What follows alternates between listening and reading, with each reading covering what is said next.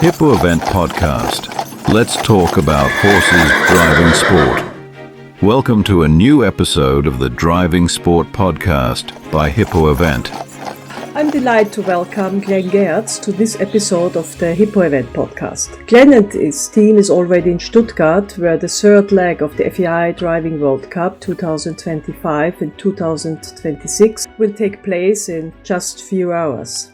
Hi Glenn, thank you for taking time right before the start of the indoor driving competition in Stuttgart to join us and share some insights on our podcast. Servus Glenn. Hi, thank you. It's a pleasure. Thank you for having me in your podcast.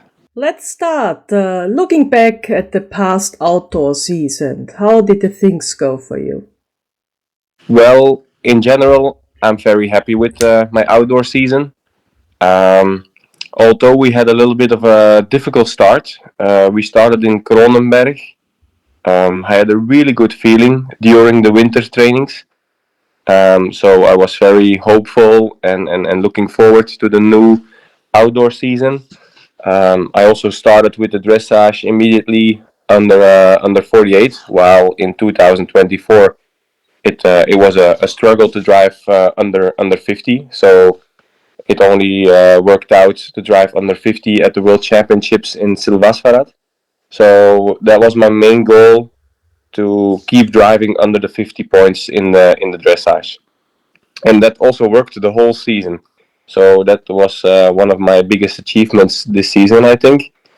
Only during Kronenberg, I had a little bit of feeling that one or two horses were not as fit as I hoped, and that worried me a little bit, because normally we were going to Klatruby just a few days after Kronenberg, so that was a really busy schedule, not so ideal in the calendar, but it is what it is. And both competitions were CIOs, so I actually needed to drive both for my points to qualify for the World Cups.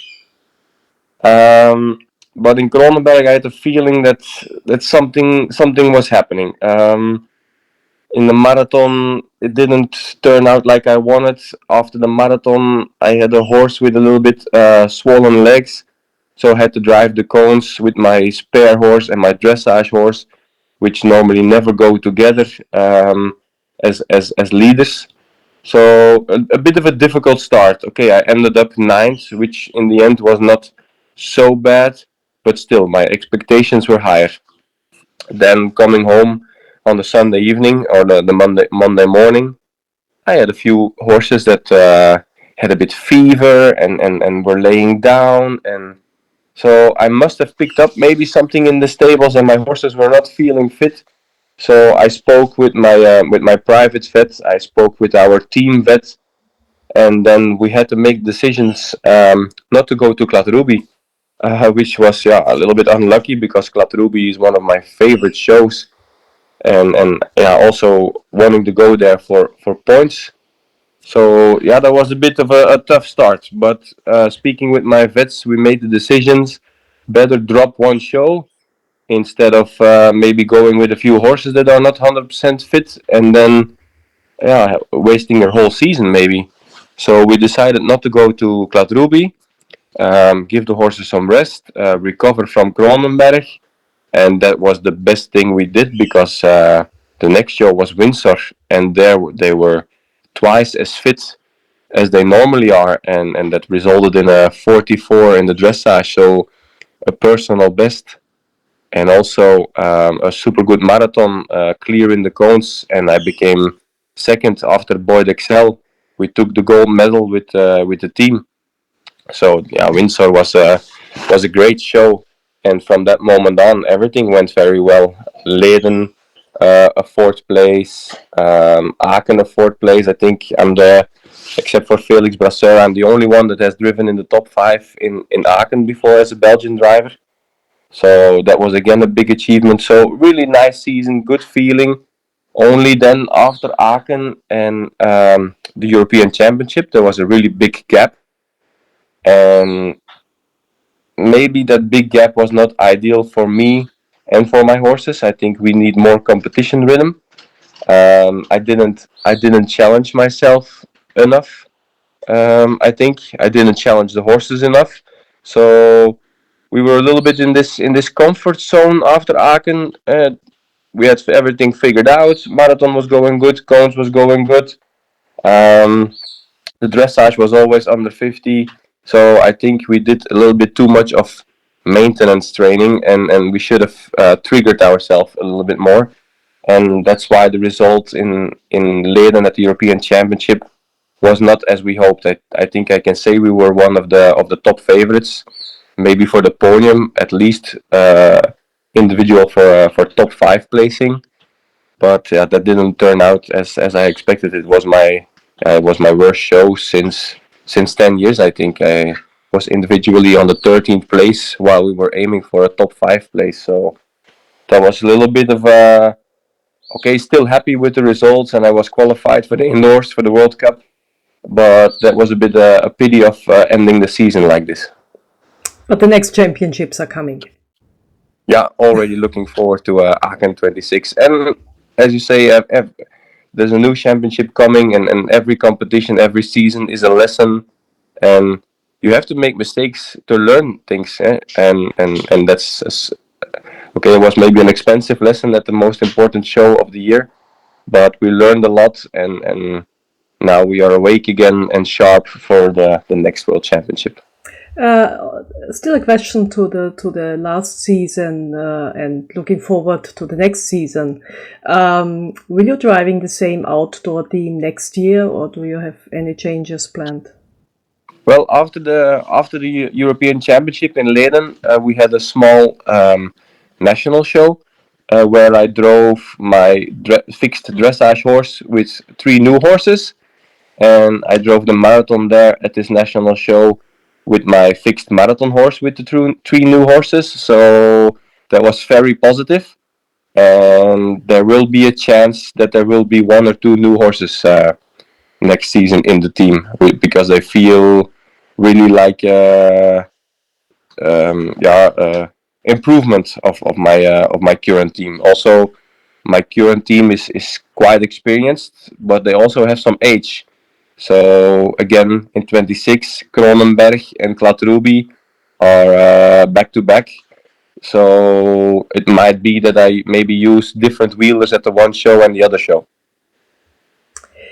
So, come back to the Indoor World Cup. Your first Yes. start in the FEI Indoor World Cup was last weekend in Maastricht, where you finished third in the first competition. Unfortunately, the second round didn't go as planned. Have you had a chance to analyze your performance before heading to Stuttgart? Yeah, it was a short preparation between Maastricht and Stuttgart. Only 3 days at home, so the preparations were maybe not ideal, and it's a little bit of a guess what I will change tonight. But yes, we will change something. I brought one other horse. Um, I thought I had my indoor team better than I had them last year. The thing is, it was also the trend last year.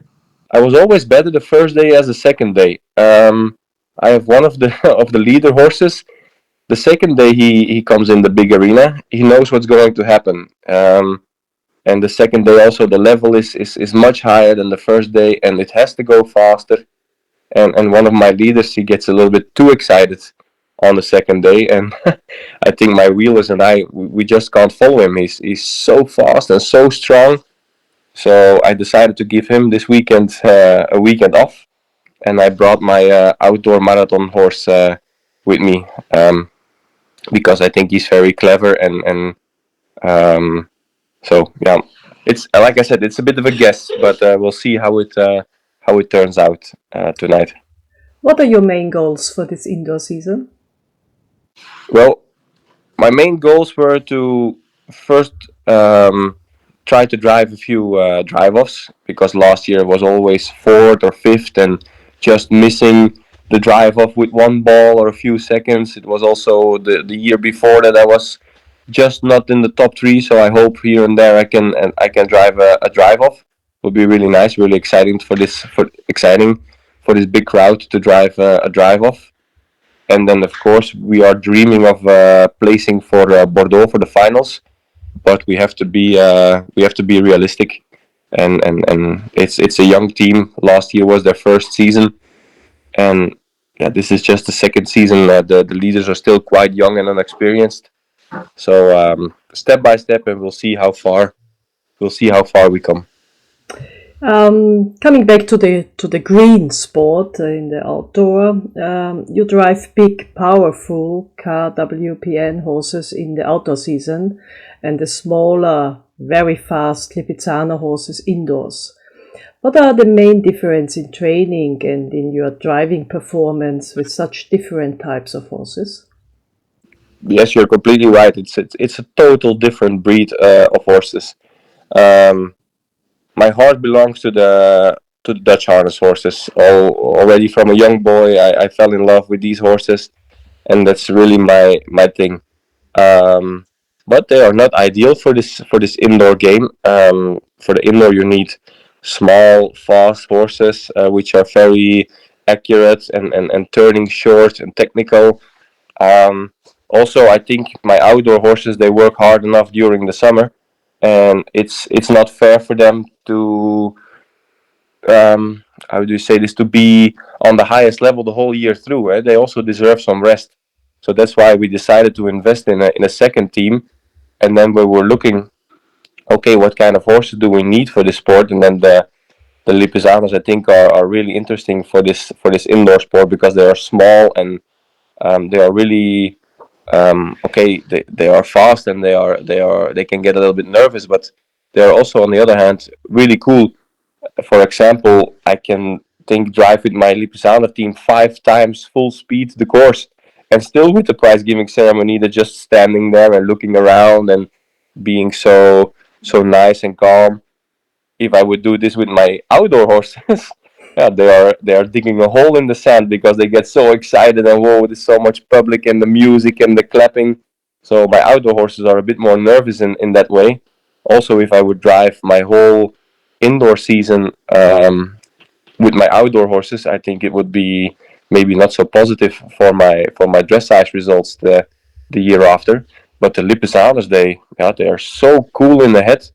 The day after a competition like Maastricht, I went to drive them in the forest, and yeah, they're so relaxed and so nice. Like they are easier to forget about it and then go on. They're much cooler. And but the training is mostly the same actually. Um, it sounds cliche, but dressage is the basics. So I also do a lot of dressage work with my indoor team as I do with my outdoor team, and also a lot of driving in the forest. So not only in the arena, I try to keep my horses happy and go in the forest, go on the roads, make them see things. Both my indoor horses and outdoor horses both get ridden. Um, so a lot of lunging, a lot of variation. So the main things in the training are not so different indoor and outdoor. Okay, the outdoor team you spend maybe a little bit more um, energy on driving the dressage test, while driving the indoor team you do a little bit more cones and obstacle training. But in general, it's a lot the same. Um, you spoke a lot about training now. When a young horse comes to your stable, what do you look for and what are the first steps in its training and education? Well, that depends a little bit. If it's a horse that is coming for a client, I do this as a professional business, also training horses. Um, for example, hobby drivers or even competition drivers, they can bring their young horse to my stable, and even from a young age, coming straight out of the field, having no experience. Um, I train horses to be a driving horse. So yeah, of course it costs money for the client. So the system goes a little bit faster. We start with first the basics, learning the horse, how our system works, being tied at the wash place, being tied at the harness place, going into the walker, how the fields work, all this basic stuff, teaching them a harness, um, So all that kind of basic stuff. Then we start with teaching them a bit the bridle, double lunging, and then step by step um, going towards having them in the carriage. Of course, mostly I start in a pair next to an experienced horse, and then also single if the client requires this.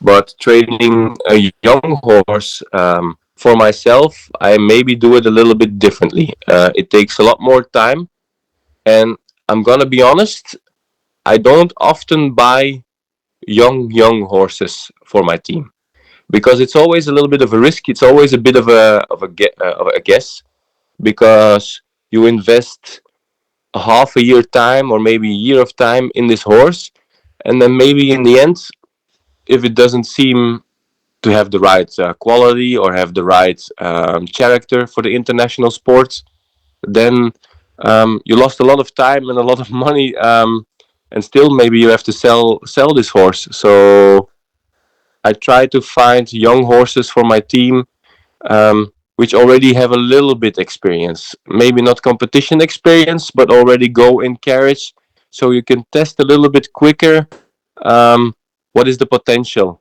of this horse. Um, so it takes a lot of time, but the main things we are looking for in a young horse is of course the character. My father always taught me, you have to look them in the eyes. Their eyes, they tell you a lot.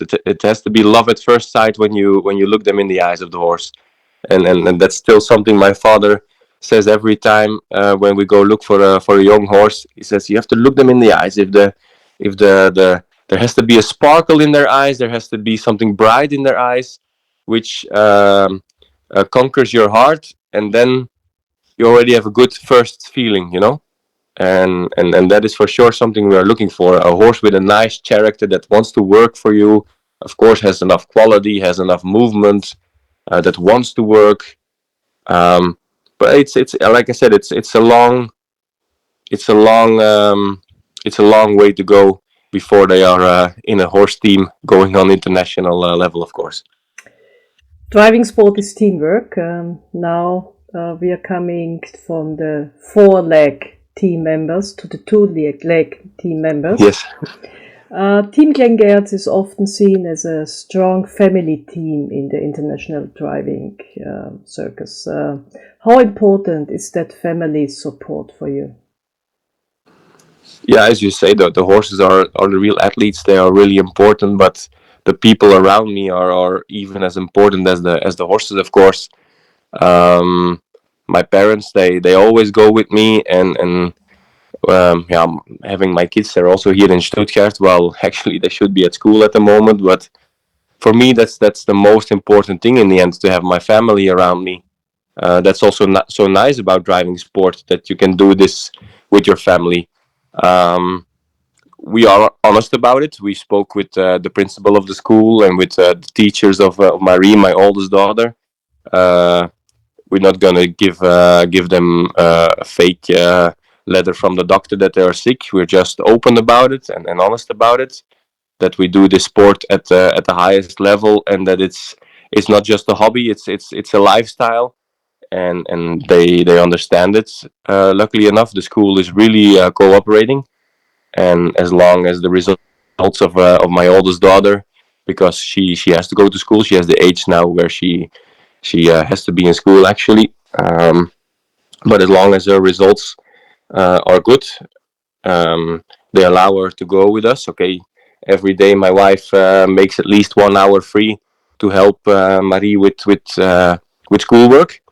So the teachers give us some books and some homework to make at the competition, so she doesn't get behind on schedule. But as long as the results stay good, she can go with us, and then the teachers allow it. So that's really nice to have my kids here, and my wife is my navigator. My parents are always with me, so yeah, that's for me the most important thing, to have them around. You spoke about your sweet daughters. Would you like your daughters to be involved in the equestrian sport in the future? Well, I think it's already too late.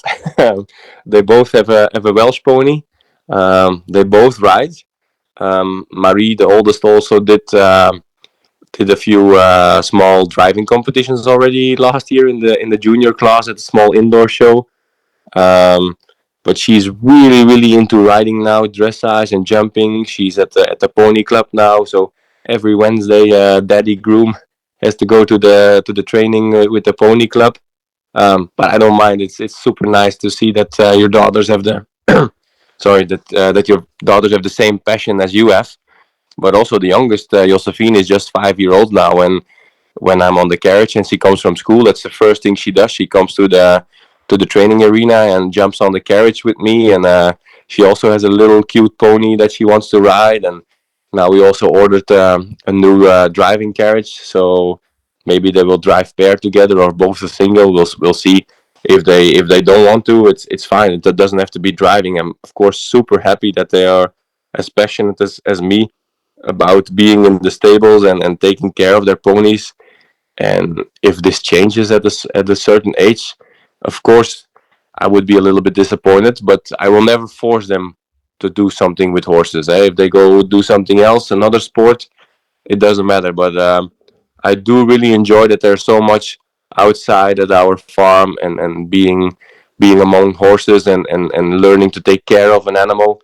I think that's really important. So I really hope they will do sports or outdoor activities. I don't want them to be on the couch all day or play the computer. It's I think it's really nice for their development that they are a lot outside and taking care of horses.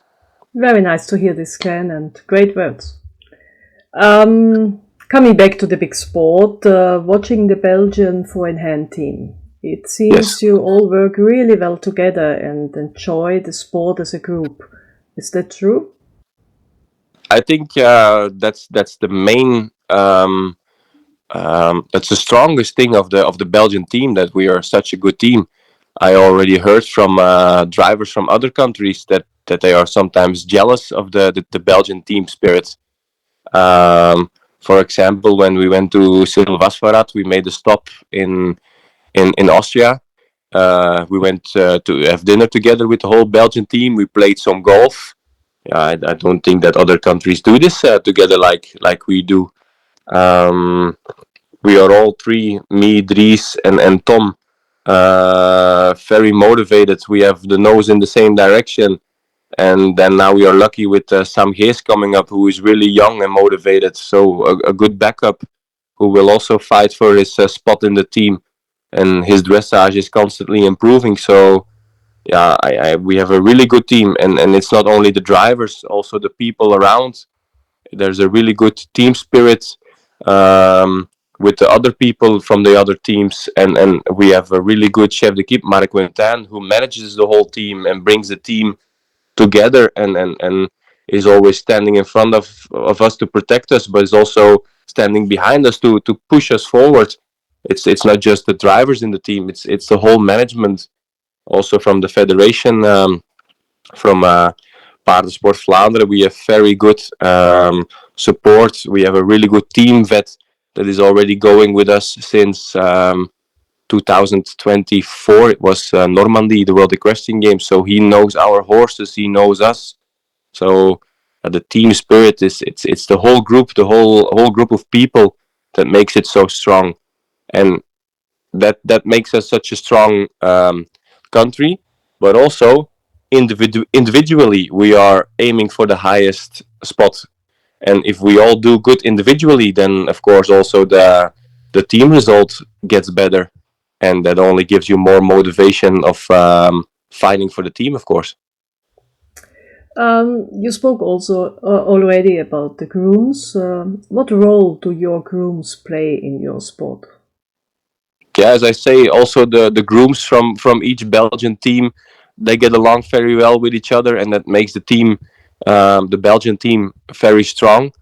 Like walking obstacles together, we share ideas, we work together. Also with trainings, we come together, we try to have our grooms there, so that this group becomes a really tight union. And of course, our sport is a team sport. In show jumping, there's also grooms behind the scene, which are very important. But in our sport, they even go with us on the carriage. So it's not just the driver on this carriage with his horses. The people on the carriage are as important as the driver. They also have their function in the team, and it has to work together. Um, they also can mistakes grooms, and then they also know that they have responsibility. And it's not just, hey, I go to a show next week. Can you or you go with me on the carriage? It has to be an oiled machine. I always say it has to be an automatic system on the carriage. You have to know each other. You have to trust each other, especially in the marathon. The level is high, the speed is high. It's not without risks. So you need to have people behind you that you can trust. As I already said, my wife Charlotte is my navigator. She knows me. Uh, she knows me better than anyone else. So with her, I can really be myself. I think that's really important. Normally, Rodrigo is always my backstepper. He already knows me for 10 years now. I think we have always been best friends, and I think that's really important to have people around you that you can be yourself with and that you can trust. And they also have to know you. They have to know sometimes when it gets a little bit tensed, that they have to know, okay, now I have to say this and this, or now I have to maybe say nothing. They have to know how they have to behave when the driver is under pressure, and that in that way I have a super good team. Now this weekend, Kai is just 18 years old. He's a talented young driver who is doing a 1 year internship at my place. He's doing his first international World Cup now, and also he is doing an internship at my stable for a year already. I know him very well, and he knows me. He works with my horses every day. So it's very important that the people on the carriage know the driver and know the horses. That has to be an oiled machine. And that's so nice about my team, that all my grooms do it voluntary. I don't have the financial possibilities to pay for grooms. So it's really people that are as passionate about the sport as me, and that makes it so nice to share this sport, this excitement with people that are as passionate as you are. Great. Ken, finally, beside the Indoor World Cup, what are your current driving activities and your main goals looking ahead to 2026? Now it's full focus on indoors, of course. The time in between, I have to keep my business running, of course. The outdoor horses have a little bit rest now. The younger horses, the newer horses, I try to at least train them a few times during the week to make them ready for the next season to work on their to yeah to work them to go to a higher level. And then 26, the World Championship in Aachen is the highlight on the calendar. But except for that, I think for 2026, it's not just about horses. It's also about being a good father and spending time with my family. So it's not just horses, but sport wise, the main thing on the agenda next year is of course Aachen. Thank you so much, Glenn, for giving us such fascinating insights, both as a top driving athlete, but also as a dedicated family man. But we are not letting you go just yet. Our listener want to get you know even better, so it's time for our Hippoevent word wrap. Are you ready to answer a few quick fire questions? Yeah, sure. I think so. What is absolutely essential for Team Glenn Geerts at the competition beside horses, carriages and harnesses? My kids. Life motto. What is your driving motto? Het leven is ruiger met een tuiger, which means life is more exciting with a Dutch harness horse. What is your favorite traditional Belgian food? Fries from the frituur. Bucket list. What is on your driving bucket list? A gold medal. Can you braid a horse's mane? Only the tail, not the manes. What do you think about just before the start of the marathon, the last seconds before you can go? Oh shit, this is long. In the training, synthetic or leather harnesses? Training synthetic, less cleaning. Glenn, thank you very much for your time. We wish you all of luck today and tomorrow in Stuttgart and for the rest of the indoor season, and we look forward to see you again outdoor 2026, and thank you for taking time. We're also looking forward to it. Thank you for inviting me again. Thank you. What an interesting conversation with Glenn Geerts. We learned so much today about the world of four-in-hand driving at its highest level and about Glenn as a proud daddy. We're keeping our fingers crossed for him in today's FEI World Cup competition and for the rest of the indoor season. And that brings us to the end of another exciting episode of the Hippoevent Podcast. Do you like our podcasts? Do you have ideas or topics you would love us to cover in the future episodes? Let us know. We can't wait for your feedback. Servus. That's it for this episode of the Hippoevent Podcast, the Driving Sport podcast, bringing you lots of information about horses and driving sport in upcoming episodes.